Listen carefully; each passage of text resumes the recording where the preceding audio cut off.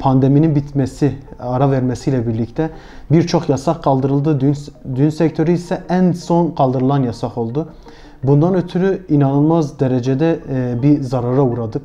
Kiralarımızı ödeyemez hale geldik. Ürün tedariğinde sıkıntılar yaşadık. Ürün alamadık. Almış olduğumuz ürünleri teslim alamadık. Ödemelerimizi gerçekleştiremedik. Bundan ötürü de çok büyük problemler yaşadık. Çekmiş olduğumuz kredileri ödeyemedik. Onların faizleri altında ezildik.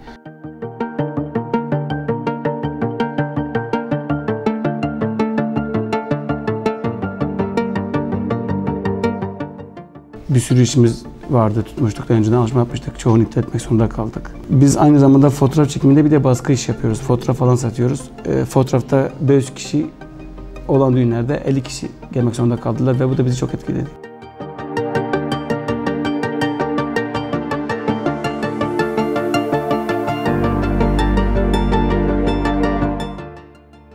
Müzik camiası için, organizasyon firmaları için ve kameramanlar için daha fazla büyük bir etki, büyük bir sıkıntı yarattı. Bu sektöre devletin herhangi bir artısı da yansıtılmadı. Biz burada ister istemez işçi çıkarmak zorundaydık. Kirasıdır, elektriğidir, doğalgazıdır, sigortasıdır. Yatırılmayacak duruma geldik. 2-3 yıldır bu süreç devam ediyor. Şu an devletten hiçbir şekilde yardım alamadık. Taleplerde bulunduk, taleplerimiz geri çevrildi. İntihar eden arkadaşlarımız oldu. Evet. Kendi ekmek teknesini, sazını, kamerasını, altyapısını, materyalini satan arkadaşlarımız oldu. Biz de bu anlamda bir sürü malzememizi satmak zorunda kaldık. Bu konuda sıkıntılar yaşadık. Döviz kuru gerçekten şu an ülkemizde en büyük sorun bence bu. Çünkü hiçbir şekilde hiçbir şey alamıyoruz. Aldığımız her ürünün fiyatı 1 iken 5'e çıktı. Firmalarımız işte ürünümüz yok, tedarik edemiyoruz, yurt dışından getiriyoruz, şu an işte sorun yaşıyoruz diyebiliyorlar bize. Biz de bunu kendi müşterimize yansıtamıyoruz. Fiyatlar bayağı yüksek. Örnek bir boya alıyorduk önceden 35 TL, şu an 85 TL olmuş.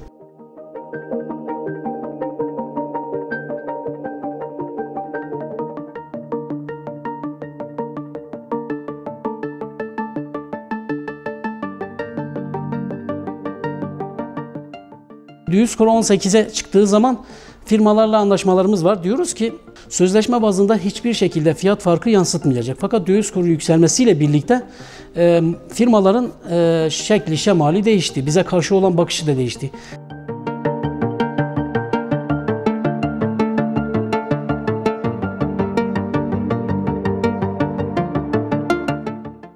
Albüm fiyatlarının inanılmaz derecede özellikle dolar kuruyla birlikte yükselmesi işimizi sekteye uğrattı. 400 liraya yapmış olduğumuz bir albümü sadece kendi işçiliği hariç albüm maliyeti, dışarıya gönderdiğimiz albüm maliyeti 1000 liraya çıktı. Minimum 1000 liraya çıktı. Bu da bizi inanılmaz derecede zorladı. Çünkü insanlar bu sefer biz el emeğimizi de yansıttığımız zaman 1500-2000 lira vermiş olduğumuz bir albümü minimumu da tek günlük bir fiyat. Bunu bile insanlar ödeyemez duruma geldi. Nişan organizasyonları için vermiş olduğumuz ufak tefek ürünlerin tedariğinde şu anda büyük sıkıntı yaşıyoruz. İstanbul'dan ürün istiyoruz, ürünlerimiz gelmiyor. 1 lira aldığımız ürünü 3 lira, 3,5 liraya almak zorunda kalıyoruz. Türkiye'de üretilen ürünleri bile alamıyoruz. Bir stok durumu var, insanlar stok yapıyor, esnaflar stok yapıyor, dışarıdaki özellikle büyük firmalar. Bir haftadır çikolata siparişi geçemiyorum. Kilosunu 100 lira, 120 lira aldığım çikolatayı 180 lira, 200 lira almak zorunda kalıyorum.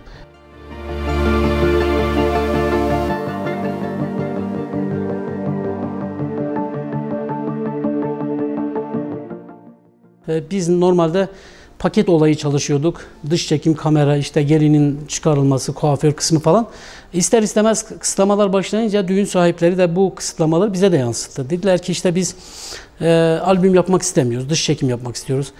2 yılın verdiği o sıkıntı şu an hala devam ediyor.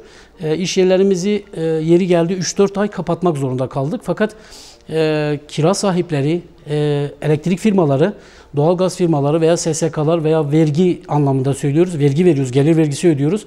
Hiçbir şekilde bize tolerans sağlanmadı.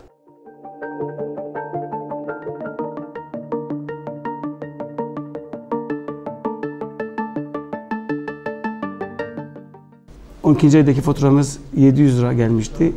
Bu ayki faturamız 1 milyar 815 lira gelmiş. Hiçbir şey yakmıyoruz. Sadece tek taktığımız 2 tane lambamız var. Onu açıyoruz ve artık bilgisayarımız çalışıyor. Onun dışında bir şey açmıyoruz.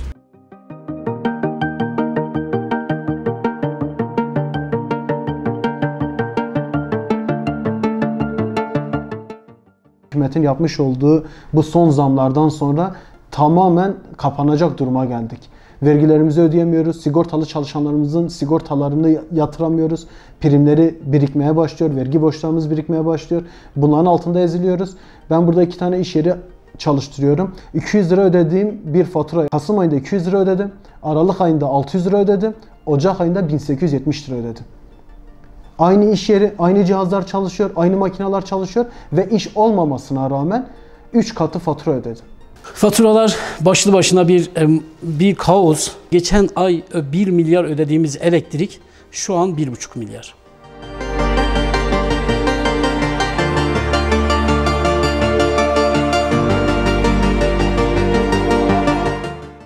Bizim sektör şöyledir. Kışın 6 ay yatıyoruz.